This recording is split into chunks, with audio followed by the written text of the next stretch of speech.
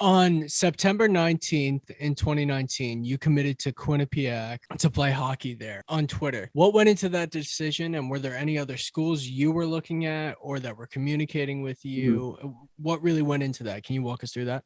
Yeah, so actually, I wasn't very heavily recruited uh, early on in youth hockey, and then I had a pretty good national camp that summer, and I started talking to quite a few schools, and Quinnipiac wanted me the most. They text me a lot, talk to me a lot. Once I became eligible for all that stuff, like August 1st, schools could start offering me, and I visited one other school, and Quinnipiac was actually my second visit, and I had a couple other schools I was going to visit after that, and I went on campus at Quinnipiac and fell in love on campus, loved the coaching staff, and I spent a little time talking to their players and past alumni, and it just felt like the best fit for me. And I knew like right after my visit, I was committing there, and I think it was maybe 2 months after my visit, or 1 month later, I just announced it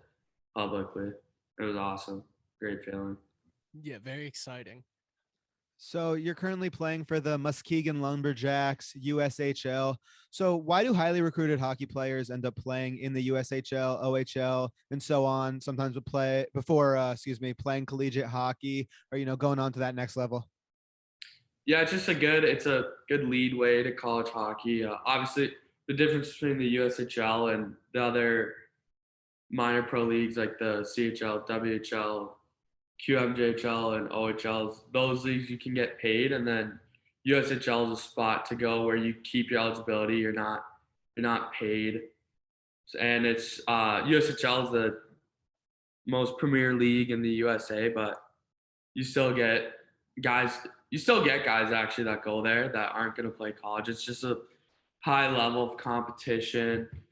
You're playing with the best of the best at your age, and just a great league to develop in and get better and show yourself off to NHL scouts, college scouts, and other minor pro leagues.